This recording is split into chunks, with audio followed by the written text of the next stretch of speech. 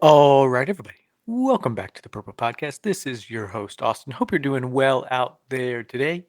As always, I'm joined in the booth tonight with my co-hosts, Griffin and Mike. Welcome to the booth, fellas. How we doing? We are at a hump day in this week, getting through it halfway through. Doesn't mean much to our retired co-host, of course, Hmm. but as we'll always say, Griff, Wednesday matters in our world right now. It means Oh, we're it over the does. hump. We're Almost doing all there. right. And Friday Eve tomorrow. Friday Eve tomorrow, all I'm thinking about is whether or not this weather's actually going to do something. Again, we're on Wednesday. It was kind of sleeting this morning when I drove into work, and all I'm Yep. hearing's all the inches of snow we have coming this weekend. And I'm hoping things don't freeze over tonight. That's the big fear. Yeah, is there any chance you would not have to go into the office, or they're just like figure it out? Uh, I think they're more so No figure it out. chance. Yeah. But Griffin, no chance. yeah, they're pretty tough when it comes to that stuff. Yes, sir. Yeah, that's a big deal, guys. I feel for both of you. I really do. As I'm sleeping in the mornings, looking out my window, seeing snow, I do feel sorry for you fellas. Well, that's another pro of working at home, of course, is not Yeah, that's having great. to weather the weather, especially when it gets cold, because it's no damn fun at all. Fellas, we got a movie tonight. No Yes, we doubt. do. And guys, this was my movie. I'll open up. Tell us what you thought, Mikey. Song sung blue, guys. Yeah. My main reason for this, of course, was Neil Diamond.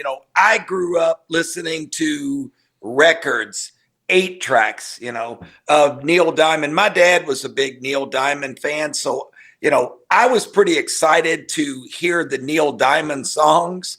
One of my gripes is they sang the same song. I swear the whole movie, it seemed like this Suleiman. solo Suleiman, I mean, although I enjoy the song, I think it's really cool. I listened to it today. I had an errand to run, so I listened to it. I had a 30-minute drive. Man, it's a cool song. And I mean, he puts his heart into it. But I would have liked to have heard a lot more of the other, Neil Diamond songs, America, he did sing Make Me a Believer. If you all remember that, that was pretty cool. Do you have a favorite Neil Diamond song? I like America. I think that was really cool. That was it was in one of the movies back in the day. I remember and going, it's just what Neil Diamond songs, guys, are like anthems. It's you talk about the stadium anthems. Neil Diamond's that guy, Sweet Caroline. That's everybody's favorite song. Yep. If you're a Red Sox fan, I was saying, I'm There a you Red go. Sox fan. Griffin, you know this. In the 7th inning stretch, they sang "Sweet Caroline," and I mean, it's so much fun. that's within the past century, though. I think that's a newer development, correct? It really is, Oz. It is, in terms of the 2000s. Yeah. yes, and when Griffin and I went, it's pretty cool. So enjoy that, of course, guys. I think it's funny how throughout it they make the jokes of what is he laughing about so early on in this thing. It's Austin, he can't take the movie seriously. Is what it is. He's just, Austin, let me add this. So I talked to Griffin last night. I don't know what's going on with him, but last night he goes, "Dad, what did you think of the movie?" And I went, Griffin, I said it's outright crazy. It's this, it's that. It's Neil Diamond music. He goes, Dad, I just didn't understand. It was all over the place. I said, Griffin. He goes, Dad, it was kind of silly. All that stuff would have never happened. I said, Griffin, it's a true story, you asshole. He didn't even know it was a true story. well, let's read the plot line here. So we get lightning and thunder. This is a different way to look at the biopic, which I think is a pro to this movie in itself. It's not just another one of those recycled biopics where you're following the actual person. It's giving us a story about Neil Diamond's music and the impact it's had on the everyday man's life, which I think is a really cool way to do it. Just to get into, I guess, well, let's say it's Lightning and Thunder, a Milwaukee husband and wife Neil Diamond tribute act. So that's how it's a little bit different. It's a tribute act. That's how we're following the music of Neil Diamond throughout this experience. Soaring success and devastating heartbreak, don't they? For sure. Absolutely. In their musical journey together. So my overall thoughts on this movie, I think to begin, I'm not the target audience. Let's say that. I'm not the biggest Neil Diamond fan either. I do like Cracklin' Rose. I know Sweet Caroline. I came out of this one liking Forever in Blue Jeans a bit. That one was a fun song in the movie. Things that worked for me, I think Hugh Jackman and Kate Hudson were pretty good duos in the lead role for this movie. I thought they were good. Kate Hudson got nominated for a Golden Globe. I think she might have, I don't know if she won, but there's also talk and a little bit of momentum that she might end up as an Oscar nominee as well for Best Actor in this. And you can see where that can come from. And Hugh Jackman is just a star, and he's awesome how much he gives to each role. He's a theatrical fella too. It's interesting to see him like this, and he looks fucking He can insane. dance and sing. That's for damn sure. We get him in whitey tighties throughout this a couple times. He's got a nice, fun character. So I think that's one of the pros of this. I think the rest of the performances around them, pretty decent. Nothing crazy. Fine enough. You got a nice kind of supporting cast with Michael Imperioli. You got Fisher Stevens from Succession, that little kind of small guy. And then, Jim Belushi, there's a couple more in there, King Princess, the pop star, I guess you would call her. But I think all the way around, fine enough in terms of that. I already mentioned it's a cool way to look at a biopic. It's not just your regular standard story there. And then there's also just like a couple of genuine shock moments in movies that I was like, oh, shit. And that was something for me. Where I think it fell flat in ways is just, I think tonally, it didn't exactly know what it wanted to be. It was a story about one thing, completely got derailed, and then it became that again. And I don't think it was horrible, but it's pretty jarring in their stark contrast in how these things are being presented as well. It's almost comical and satirical in the beginning. It's joking. It's corny. The dialogue throughout it's all pretty. I'm not going to say it's corny at times. It almost feels like a TV show sometimes, the way these handles are presented and seen. So I think that's something. And I don't think, it tries to cover a lot of bases, like with sobriety, addiction. There's like a teen pregnancy kind of plot line on the side. There's a lot of things thrown in, and I don't think the pieces all the way worked at the end of the day. I think it was just pretty messy. I think it's a sweethearted tale. I like the message that it's presenting. I just don't think it's my favorite movie. And, I think that's probably a popular opinion, especially when I wasn't the target demographic to begin with here, I wouldn't say. So I'll give this one a 3-star out of 5, bordering on a 2.5. 3? Interesting. Okay. Well, 2.5, you got to be really offensive, I think. Start getting into 2s, in my opinion. Question, who was in the theater with you guys when you saw the movie? Some old folks. Absolutely, Griffin. It's gonna be my age, or maybe even older. So knew that going in, that it was gonna be that crowd. Personally, the couple of things that I was not that crazy about is, I at the end of the movie, I told Austin, I said, let's sit here for a moment. Surely they're going to show, the Claire and Mike. We sat, and they show one little quick picture of them at the end. I went, oh shit. I thought that was really poor. After a movie like that you're going, wow, all the things that happened to both these characters. Mm-hmm. You want to see Mike, and you want to see Claire, and you want to see what was her name, Rachel, and you want to see all of these characters. I feel like the kids, I don't know how much I read of them even being that much being accurate about that part. I feel like mostly their story. Did they even have? It's funny you say that, Dad, because I read that some of the family was actually really pissed off because there was a lack of communication with them. The producers didn't really want to hear their story. Apparently, Mike had a son who was really important in his life, and they didn't even talk about him. They just totally ignored the guy.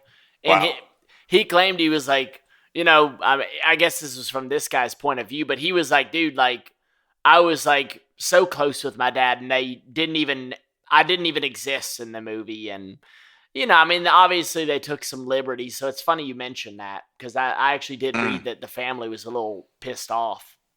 Well, that was just kind of discouraging to me. Is like a movie like that, especially when somebody like you walks out of the movies and says, "Wow, that was crazy. That could have never happened in a million years."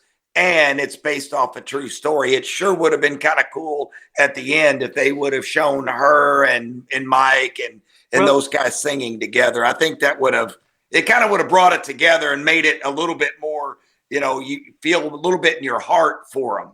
Yeah, well, Claire, which is kind of cool, and actually performed with Hugh Jackman at the, I guess, premiere kind of thing of this, which is, She's still around. She's still kicking. Obviously, Mike's gone, but I thought that was kind of an interesting thing that they did. I guess maybe do well on the family side, but I think I might have crossed that article you're talking about too, Griffin. I'm not sure what that was. Did you guys see that, oh crap, what was I even trying to say? Oh my God. Griffin, how about tell us what you thought of the movie? Since you're giggling and I was just gonna say, did you guys see that there was like a documentary made on the couple that came out in 2008? Yes. I think I wanted to watch that, but I don't know if I ever get around to it. I bet that's probably better, to be honest. Yeah, I mean, who knows? For me, I just, it's Hugh Jackman, it's Kate Hudson, so you're expecting a lot, obviously. It's like, oh, this is gonna be pretty good. And I was kind of into the story. It was cool. Maybe I'm a little bit of a hater. Being someone who has played a lot of gigs and who plays music, the whole presentation of how they were rehearsing, how they started getting gigs, and how all of a sudden they were this huge fucking band was like, really? Like, things just happened so quickly. Next thing you know, she gets hit by a car. Next thing you know, he's having heart attacks, and his stepdaughter is literally using the damn shockers or whatever. Yeah. And it's like, there's no way in the world that would have happened in a hospital. Things just got so all over the place. All of a sudden, it's like this, again, she's into pills and stuff, and you're like, what is happening? Like, things were just way too quick, and it felt to me, the whole movie, like, just felt like it was trying way too hard to be melodramatic and something that was, gonna tear you up and get your heart going. And it just like fell flat for me. It just did the whole time. And I mean, I think that there are some pretty decent performances. The outstanding thought that I had was that I think the directors, I think the writers kind of mucked this up. I think that the editors screwed it up. I don't think that I bet this is one where Kate Hudson and Hugh Jackman are looking back and going, God, you guys just screwed this bad. I mean, that's what I thought. I personally, Austin, I would have rated this closer to a 2.5. I just thought it was really, mine's bordering, mine's on the bottom level. I didn't think it came together. I don't think I ever got too sucked up into it, is what ended up.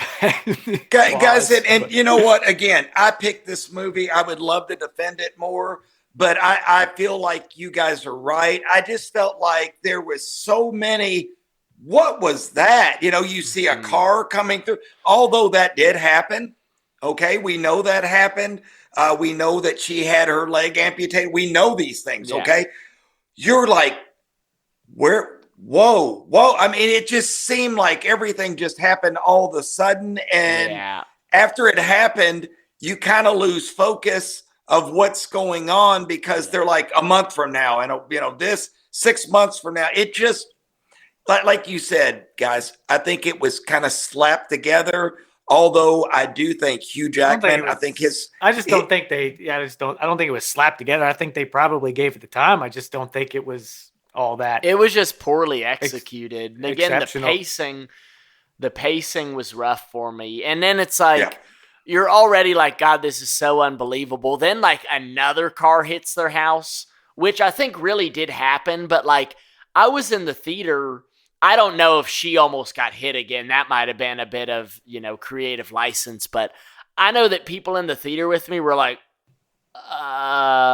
you could just hear like, what is happening? Like too many damn things are going on. And like you said, Austin, too many tragedies along the line. Like It reminded me, Austin, it reminded me of that wrestling movie. I was going to say the Iron Claw. The Iron Claw. And they had to write out a suicide in that one because there was another brother that killed himself that they had. Yes. They were like, we can't do this again. Yeah. You know, and maybe this one should have taken some notes there.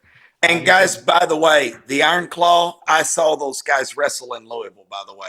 I prefer the Iron Claw to this That's one. Awesome. Yeah, Iron Claw was better than this. Last thing I'll say, too, is apparently, you know, and then the final kick to the nuts, I think, is they're having that big show.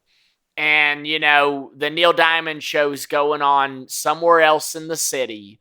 And Hugh Jackman's getting ready. Mike's getting ready. He hits it. He has a heart attack all of a sudden. It's like, oh, my God. And then he cracks his head. It's just... It's like, God, guys, like, it's just too many damn things, and it was just pulling the rug on us, man. It was just trying to work you up, and then all of a sudden he has a heart attack when they're outside of the custard shop waiting for Neil, where he's going to meet him. It's like... I thought he was going to have one on stage, too, you know? Yeah, it's just... And the director did admit that was not true. He said, hey, it was somewhat within the ballpark of the same time frame, but it did not work that way. So... Yeah. It was just like, it was too fantastical, and it just was not well executed. So I just kind of stepped away like, God, this was kind of just silly. Like, I was not very impressed. Mike, give us your star rating, and then we'll kind of keep moving along here. Guys, I thought about this. I gave it a 3. I did. And again, that's a sentimental 3. Again, I love the music. I thought Kate Hudson was phenomenal. I just thought she was phenomenal. Guys, you all know she put 15 pounds on for this role just so she kind of fit the bill. Yeah. I thought, again, usually, Austin, you were talking about awards. Anytime you lose weight, gain weight, that gives you those credit points. Yeah, there's a chance she could win an award from this. So don't be surprised, boys. Although I would love to sit and just argue to death to you guys. I feel like you guys are right. It is choppy. There's some, but we've hit that to death. So it is a little choppy. Yeah. Well, the movie had a $30 million budget. It's only amassed $48 million. I think the rule is you want to make 1.5 times your budget to break even. They're not there. So this movie's, I would say, a financial failure at this point. Just in terms of credits, it's written, produced, directed by Craig Brewer. He's the guy who did Hustle and Flow, which is a better movie. I haven't seen it, but I at least know that that's kind of critically kind of well liked. That's his kind of name, his story. But yeah, guys, let's get into our categories here. Let's get into our favorite scenes. I'll send the first ones on over to Griff. How about that? Really, it's funny because I thought about this. I was like, God, what would my favorite scenes be? A scene that actually hit me pretty hard, and I'll reiterate that I do think that there were some really good performances. I think people were doing a pretty damn good job a lot of times acting out these scenes. Like I said, I think the material was just kind of shit. And granted, I was watching it not realizing that a lot of it did happen, so I'm an asshole for that. I get it. Yes, but you are. I do think some of the writing was bad. I liked the scene where they're actually taking Claire to the kind of rehab facility, and Hugh Jackman's character looks at that nurse and goes, I know you don't know me. I need you to tell me I'm doing the right thing right now. And that was like very emotional, and it was great. I was like, oh, that was a really good scene. Mm-hmm. That one really impressed me.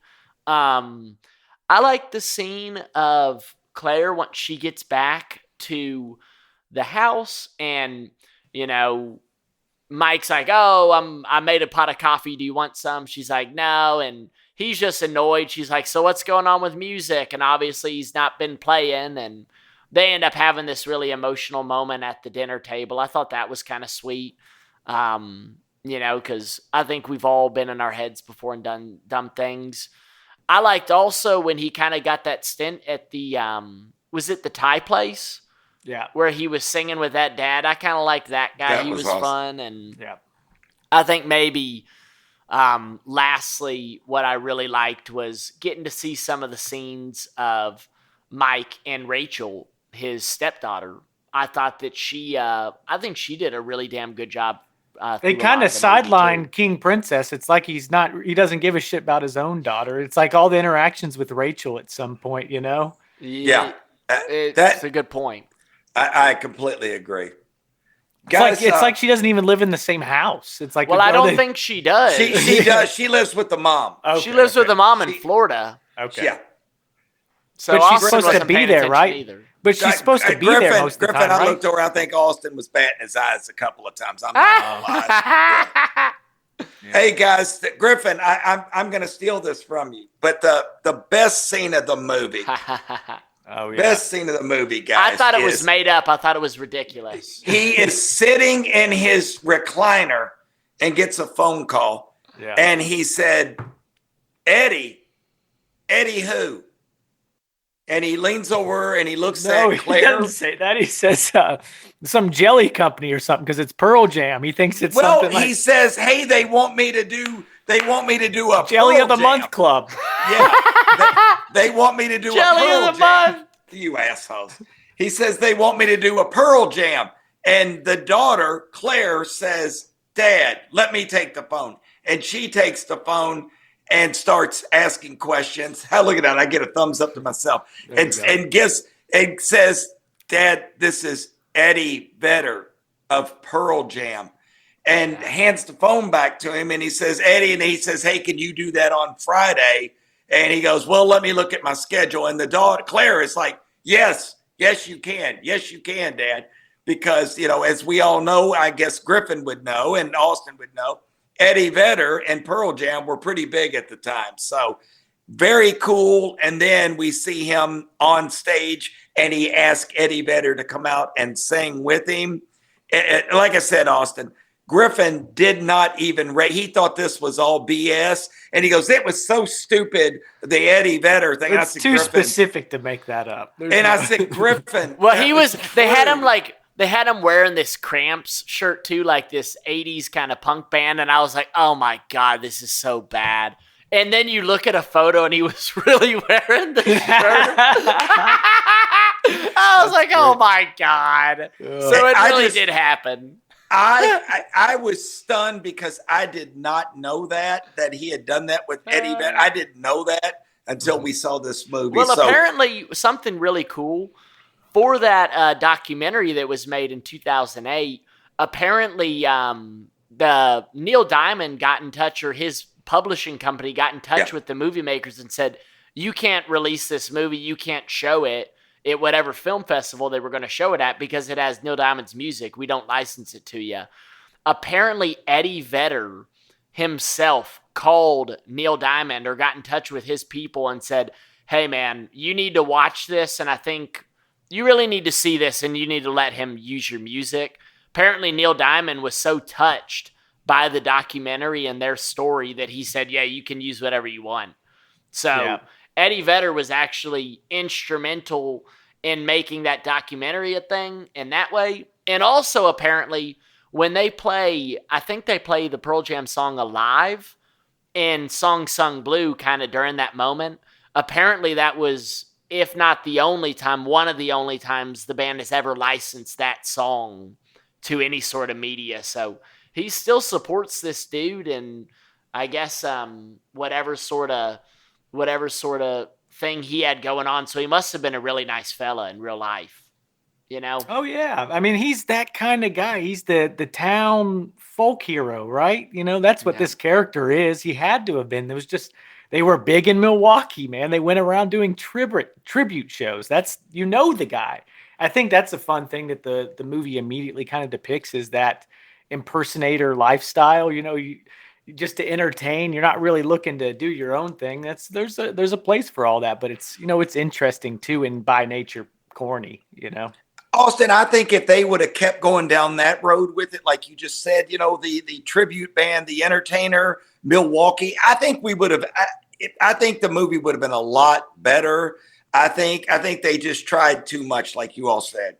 Well, I'm going to get into my favorite scenes here. Go right ahead. This might be a little bit of a shock, but I actually was I wasn't all too interested in the big blow up of this band that much. I don't know. Like maybe it's because I've seen that story told too many times before that like, am I really going to get that stoked on a Neil Diamond tribute band's blow up? That story.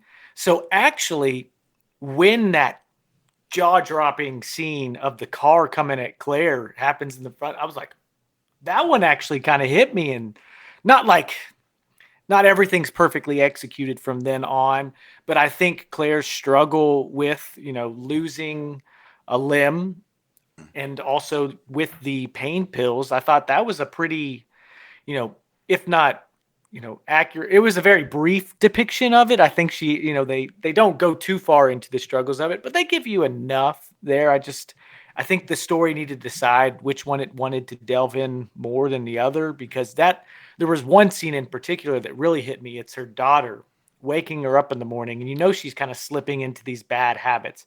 Oh, I'm not going to that rehab. I'm not doing that. I don't need that. Pop some pills and then sleeps through the whole entire day. But she thinks it's her daughter still yelling at her to wake her up, but she's being woken up by her son at dinner. So I thought that was a really effective use of kind of portraying what she's going through as someone who is taking pain pills for a surgery. Those things will do that to you. Like your day will fly right on by, and they make you feel nasty as hell. Me, at least, after I don't like to stay on it any longer than you would want to for the pain. And I think that's everyone now too. And this is a story that you see all the time with people being overprescribed pain pills and what it can do, especially someone who, that character that we know has some mental things going on already prior to that. As they kind of say, I think she's already on like medication for depression, things like that. She's a bit of a wild card mom. That's her character. Yeah. So I think that stuff actually really did play for me. Second favorite scene, and I'll just kind of leave it at this one, is Mike developing that relationship with the Thai restaurant and that owner. I think that was a really cool, like the shared grief that they had, and they're just in a small town Thai restaurant doing karaoke on Saturday, Sunday, and he's blue lightning on Friday or whatever the hell, or blue lightning, just lightning on whatever the day was. Something great too, and I'm not trying to act like I know more than I do, but again, being someone who has played a lot of shows that no one goes to or has been at, there is this kind of community that you have with these people. Like when he was backstage with those impersonators, I was like, holy shit, like I've been part of these rooms just with these musicians, and it's kind of a joke. It's like, hey, is anyone here? And they actually had people there, but I've been in the rooms where it's like, hey, who we getting tonight? You know what I mean? And I think they did do a decent Jiminy job. Cricket. Yeah, I think they did an okay job of kind of depicting what that lifestyle is. Like right before her accident, she's making some poster or something, and her son's filming it all. I thought that was kind of fun, but I don't know. I do think that they did an okay job with that. It was just the massive leaps that they had every once in a while that threw it off course. But I do agree. I think that little relationship with the restaurant owner and his daughters was pretty cool. I thought that was one of the best parts. And that's why I think actually the middle is one of the most interesting parts to me, even though it's pretty hard stuff to watch, and it would not make for the most fun viewing of an entire movie.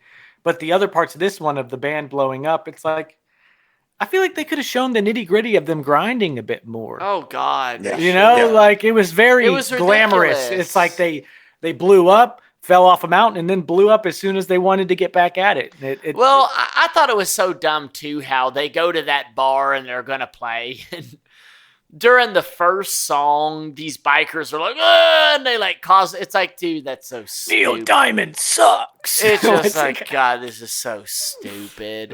I don't know. It's just, no one gives a shit, dude. If they didn't care, they would have just not even paid any mind. It's just like, I just thought that was kind of dumb too.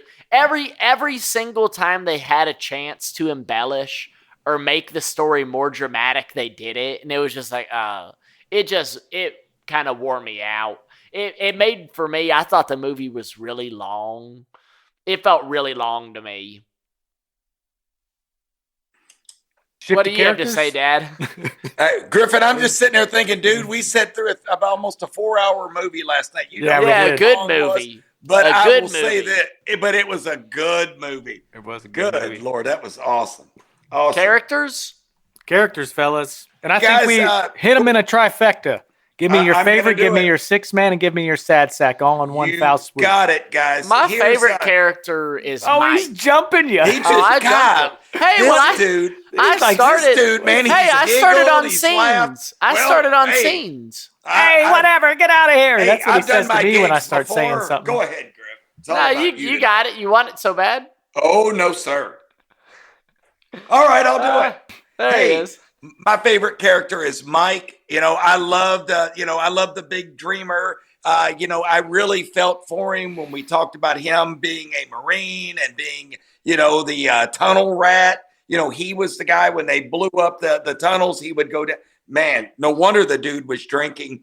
I think there's more to that alcohol than meets the eye. I think he'd fallen off the wagon I think there's more to that. I thought that was a cool layer to his character that he was in a tunnel rat. That was like, oh shit, he was. Yeah, I mean, this just dude's made the guy. He made you think about him. This guy who's tribute banding as Neil Diamond was just in the tunnels in Vietnam. Yeah, like, wow, man. I mean that.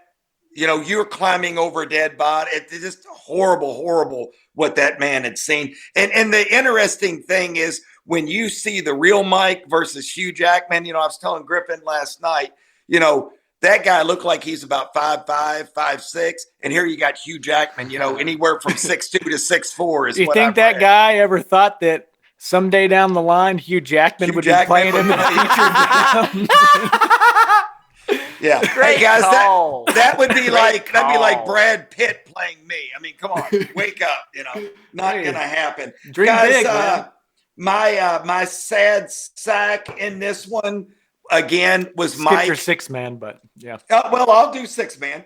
Was Mike. Mike is the sad sack. Guys, I mean, this guy, every time you turn around, so he's your favorite, and he's also my sad favorite, sack. And he's also my sad sack. Kind of like us. Yeah, well, that's me. I'm exactly. But guys, we do know that he did actually hit his head.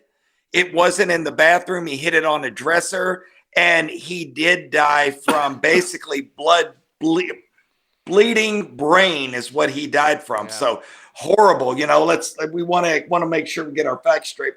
And then sixth man. Guys, help me here. I don't know what his name was, but you guys have pointed out. I loved him. Dentist. I liked him, Griffin. I liked him a lot. But the Thai restaurant owner, I just loved him. Somchai. I think his name's Somchai. I loved him. Played I just loved him. Shayapon Tirakulistit. I think he was great. Awesome. I loved him. When he's singing and his wife's, the anniversary of his wife, was it her birthday or was it of her death? I can't remember. I think it was her birthday, maybe. And he's laying there and his head's on the table because they've been singing sad Neil Diamond songs. Yeah. It's just good. Well, that's what got him the gig too, which is I think funny because when he said Neil Diamond, Neil Diamond. Yeah, exactly. Like, He perks right up. Yeah, that's a great one. Awesome. All right, Griffin, you're up, buddy. Yeah, my favorite character was also Mike. I think he just had this real infectiousness to him, and there was a lot that you wanted to like about the guy, and some of it was probably a little hammed up, a little overdone, sure, and again I think that was largely the writing, but I did enjoy his character, and I think he was the obvious choice. My sixth man was actually, I said it already, the dentist. I thought he was funny. I kind of liked him as the manager. His name is Fisher Stevens. Yeah. Character was Dave Watson, but he was a dentist, and I thought it was just kind of funny. He was everywhere with Mike. Oh no, I'm gonna miss out on my $10 commission. Yeah, no, he was great, and I kind of liked when he had that fake tooth for him, and it had a lightning bolt on it. He said, "Hey, what do you think of this?" I couldn't even see the lightning bolt on our screen. I feel like I just didn't. I couldn't even tell. I could see it. I thought it was. I was gonna say I saw it. I thought it was really.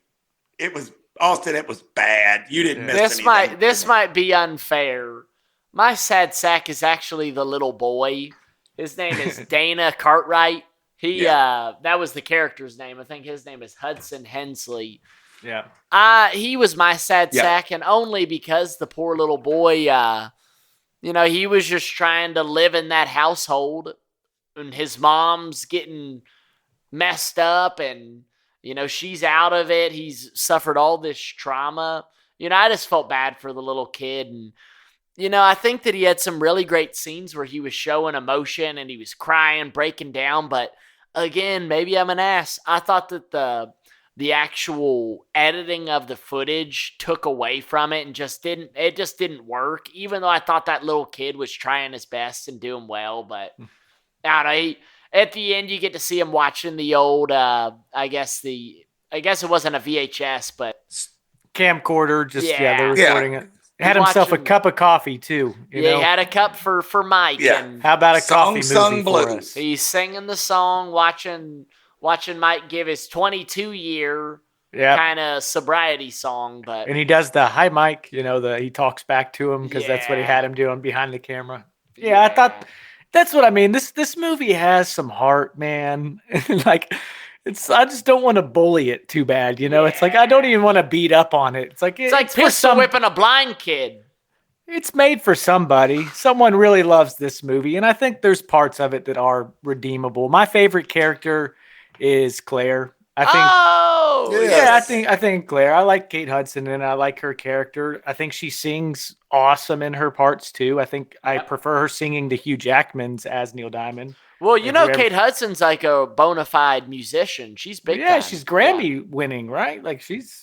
So Kate Hudson, she kicks ass. She's a good singer in this, and I do enjoy. I'm not gonna say enjoy, but her spiral for a bit. I thought, man, that house, you could feel the weight of it. She played it really well. In that scene where she starts throwing shit and screaming and stuff, that was a pretty damn good scene where she's like, "Oh, I know you were doing that with those women." He's like, "Dude, what are you doing?"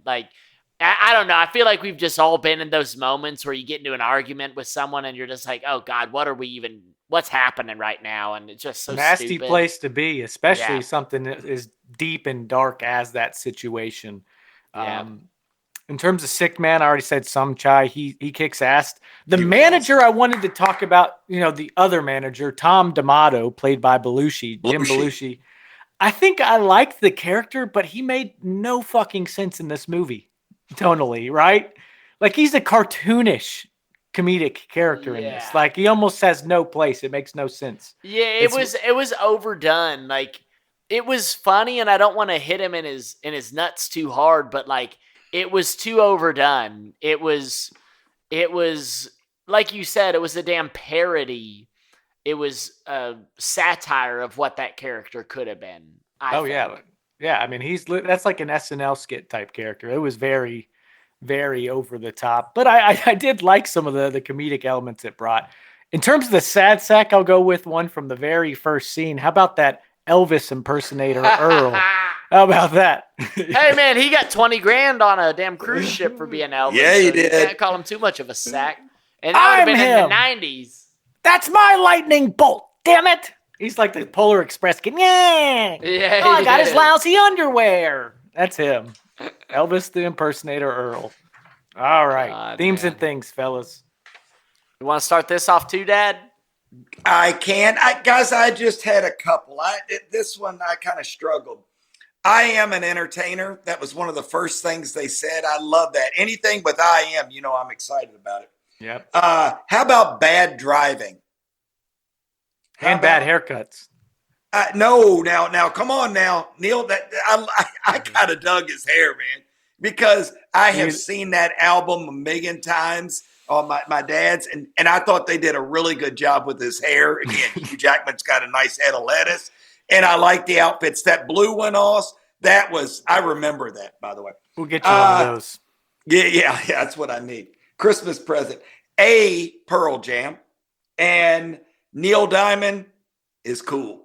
I like I said, those are my themes. Neil Diamond is cool. Griff? I would say tribute. For tribute bands, and also I think it is a beautiful thing to to kind of do something in someone's honor. And that's what he cared about so much with, kind of presenting as Neil Diamond on stage. That was a big deal to him. So I think that's cool. Drugs would be a huge one because, we kind of saw where that was going, and the spiral of that.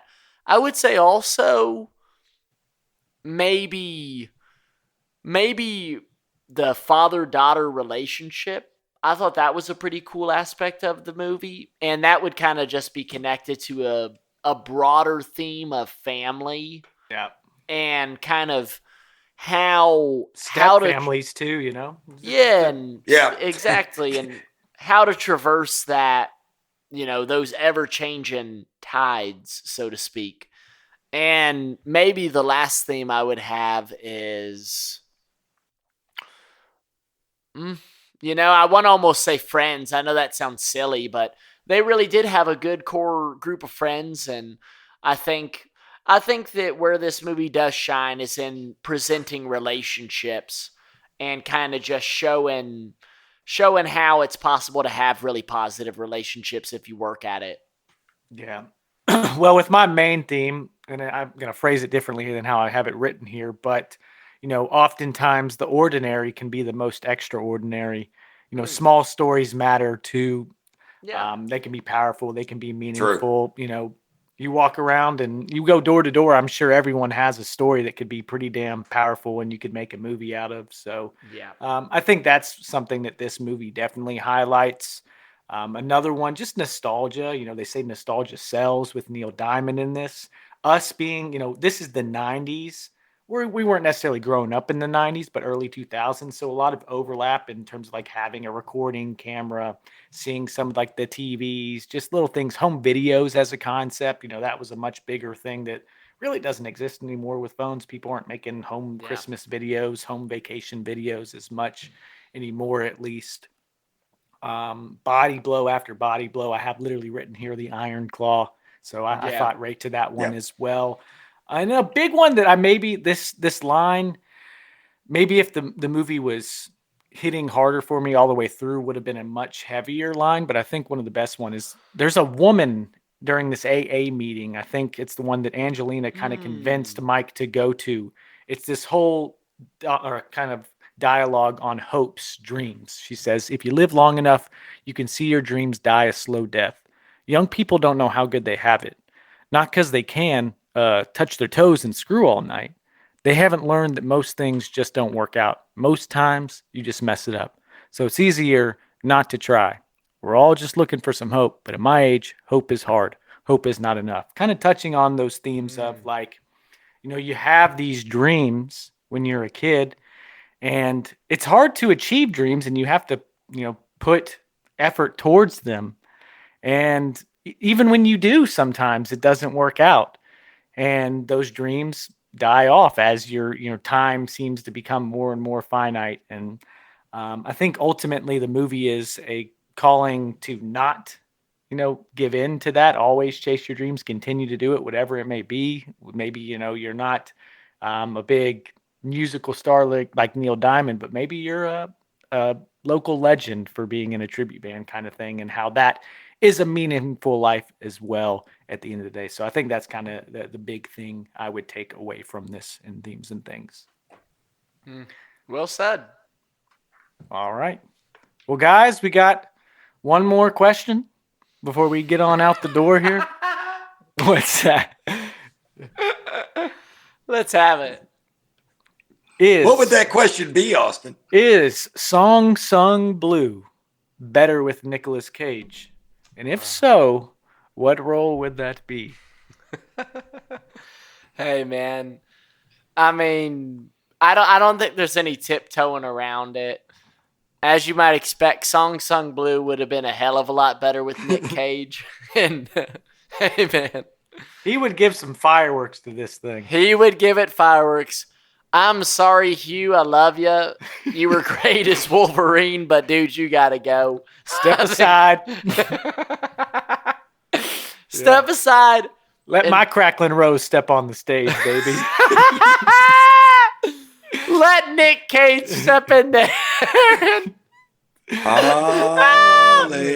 Just let him do it, man. God. But he would have an actual wig. He would still be bald in it. Maybe it comes off at some point, at his lowest. Just another tragedy in his notch. Can you imagine how much he would ham up the scenes where he's he's acting like he's dead? It'd be like the Grinch, growing his heart growing. God, it'd be so good. And again, I really don't want this to be like a How the Mighty Have Fallen with Hugh Jackman, because he does do a great job, but oh my God. I mean, Nick Cage, I think it would be even funnier of a movie. It might be even worse in a lot of ways, but that would make it better. Yeah, that's what it is. Griffin, I don't think that Nicolas Cage could pull off the singing. Let's be honest. Hugh Jackman. One of the things I'd like to see him try, though. Yeah, I agree, Austin. It sure. You know what? It would have cost them less money. All they'd had to do was throw a wig on. They wouldn't even have to give him a haircut. Just throw a wig on. And he probably has all those sequins. He probably has everything, man. Golly. Guys, I went with Tom D'Amato. He's the manager. He's the promoter, the manager, the school bus driver. Yeah, Jim Belushi. Jim Belushi, I mean, honestly. What happens to him that he gets impaired? He can't drive. What happened during that? Something, what did he get hit in the head? He got cracked in his skull. I mean, he got in that fight. And they thumped him pretty good. Yeah. That's right. He cocked someone in the face. That guy who's kind of giving him grief the whole time. He's talking in his ear. As soon as the fight breaks out, he turns around and jacks him right in the jaw. Golly. I thought that was dumb too. I was like, God, that might have been the funniest moment in the movie, though. Yeah. Oh, God. Austin, who did you think? I got step aside Hugh Jackman right here, but I think he'd also be really funny as Earl, Elvis Earl at the beginning. He could. Well, he's played Elvis. What didn't he play Elvis in Leaving Las Vegas? I'm not quite sure. I think he did. Certain. That's a classic case, though, Austin. That's a classic case of this movie. The whole rest of the movie, you would be waiting for it to reach that peak again, and it wouldn't. So, I mean, you can't start on that, that foot. That's just a little too much for the audience. You're little too much. You're gonna let them down a bit. There's something that I say about my Chicago Bulls, man. They're a team that is constantly middling. They're finishing 10th in the league every year. They're in the play-in tournament game. They got a losing record by 3 games. At some point, like this movie that's middling, you either you're gonna be something great, or you just burn it to the ground. And I think you bring Nick Cage into this thing and it's a hot fire. It burns bright. And that's probably all you need. You walk away damn, that was terrible, but I fucking loved it too. One of those things. Yeah. That's the thing. Yeah. I mean, Nick Cage has that profound ability to make anything good, just in the way that you love him so much. You're like, you know what, man? I'll watch this. I'll watch it, and it's going to be great in the way that it is great because Nick Cage is there. Damn right. Damn right. I think we're all in agreement there. Yes, sir. Well, Griff, what we got up next, sir? What's on the menu? We just to say, we thought long and hard, guys. We are always motivated and wanting to bring you the best possible content that we can. That is our duty as podcasters here as part of the Purple Media Co., the Purple Podcast. That's what we do. That is our mission. We are pushing it. I kind of thought, hey, why not go with something that's tried and true? It's a classic. It is one of my favorite movies of all time. It possibly has some of the best performances by the actors that are part of it, of their careers. Academy nominated. Deservedly so. It should have won. It's a fantastic movie. It is Tropic Thunder. That is my pick. 08, correct? Is it 08? It is 08. Yes, it is. I think it's 08. I think Tropic Thunder's gonna that might be the beginning of something really beautiful going on. Again, we've been pushing a long time. We're about at the year mark. We're about at the year mark of releasing content every single week. And we got about a quarter left, yeah. Yeah, I think this is where the house really, talk about burning it down. I think this is where it's going to go. We're going to call this the purple pivot. So I know we've been preaching getting into the theaters, but we're doing some evaluating. We are, as Griffin said, trying to give you the best content possible. Also, we do have day jobs. So in terms of bandwidth, there is limited ability. So we want to use our time the best. And we think kind of getting into movies that are more established are going to have a broader immediate audience base. It's probably the best way to proceed with us for now. That doesn't mean we're not going to be going to the theaters. It doesn't mean we're not going to be putting out content on new movies. It's just not going to be always in the way of a full video. If there's a massive movie that we see fit to have as the main podcast episode for the week, we absolutely will. But we got some other things in the works. We are trying to push this thing forward and continue to scale, give you more value for what you're listening to. So we got some fun things up and coming this February. That's when we're going to really kind of kick into that gear. So excited to get that going, excited to get that rolling. But that's really that's the plan moving forward and what you can expect in the weeks to come. And we'll keep you updated along the way. So just keep on tuning in. Guys, I cannot believe we've been talking about this for a while. I mean, for those of you, and I know everybody knows the movie Tropic Thunder, the cast goes on and on and on, from Tom Cruise, Ben Stiller, Matthew McConaughey, the list goes on. Robert Downey Jr., Jack Black. Yeah. I mean, boom, ba-doom, ba-doom. Kevin Sandusky. And Danny McBride. We can go on and on. Griffin, who's the guy that blows up? What's his name? Oh, something Coogan. Steve Coogan. What's our guy who plays? Damian Cockburn. Damian Cockburn. I mean, guys, this one is going to be off the charts. It's going to be off the charts. I cannot wait for this one. This one, we've been talking about this for quite some time. I think from day one, can we do Tropic Thunder and keep it together? We're going to go for it. Griffin, I'm proud of you to step up, throw that out there. Because, again, guys, as the boys are talking about, Nick the content. As well. I wrote the book. You know that. I mean, I can't wait for the one-liners. It's just going to be so much fun. But this one will be, as we would like to say, this is going to be an absolute banger. We're going to have a ball. Please listen in for this one. Give us some feedback. Guys, as Austin mentioned, if there's a movie that you guys would love for us to review, put it out there. We'll review it. We will. So new, old, one of your favorites, let us know, because we'll definitely review it. We'll tell you what we think. You can hear the boys. They'll tell you what they think. And I will as well. Yeah, boys, are we going to go scorched earth motherfucker on this next one, right? We're going to go scorched it. Yeah. Well, that's going to be the plan. We got that up next. If you've listened all the way through to Song Sung Blue, let us know what you thought, what you think. Maybe we're off base. Maybe we're not. Probably not on this one, I'll be honest. Don't think so. I hope you enjoyed. Thank you for listening. We'll be talking to you soon. And bye-bye.